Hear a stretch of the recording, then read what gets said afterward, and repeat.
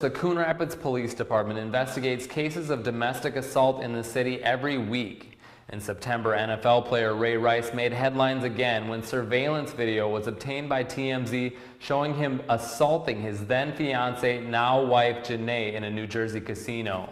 It got a lot of people talking about domestic violence, the consequences of it, and why sometimes the victims continue to stay in their abusive relationships.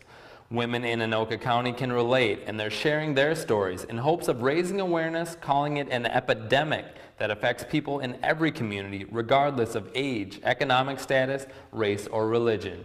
Community Close-Up's Bao Vang has more. No one asks to be the victim of domestic violence, yet 1 in 3 women report being physically or sexually assaulted at some point in their lives. Pastor Margie Gulker of Christ Lutheran Church in Blaine is one of them. I didn't tell my story for a very long time. And then one Sunday, Domestic Violence Awareness Sunday, when I was preaching, and I said, I know that there are people here that think that no one here in this congregation is abused, and that you don't know anyone who has suffered from domestic violence. And I said, but you know me. Pastor Margie was married in 1975. Looking back to when she and her husband were still just dating, she says there were things that happened that had she known, she would not have gotten married.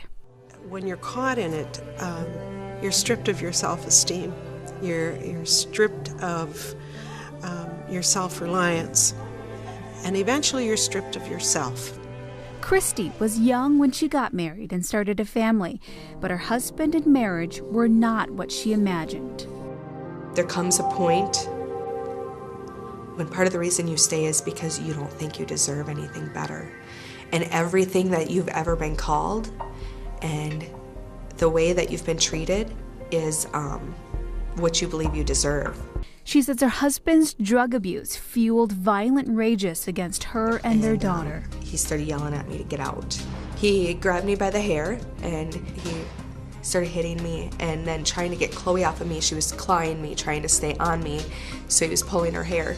I don't remember, but I guess I had reached out and I had started scratching him and pinching him, just trying to get him to get off of me, and then I ran up the stairs and I threw Chloe in the car and we flew down the road. And once we got further down the road closer to home, I pulled over and made sure that she was okay. She was very upset. Stories like Pastor Margie's, Christy's, and Janae Rice's make some of us wonder, why did they stay? According to Connie Moore, Executive Director of Alexandra House, an Anoka County organization helping to end domestic and sexual violence, the answer is complicated and different for each individual. Victims of domestic violence or someone experiencing this, they don't necessarily want their relationship to end. They want the abuse to stop. They want their partner, their husband, boyfriend, whoever, to get help. They want it to change. They don't want the relationship to end, and they really believe that that can happen. For women who are caught in this situation, every time it gets better, they think that it's gone away. I stayed because I loved him, and I stayed because there was some really good times, and I stayed because I was scared. I stayed because I was only 20. I stayed because I had a baby with him. There's a million reasons why I stayed. Eventually, the women were able to escape. It took 30 years for Pastor Margie.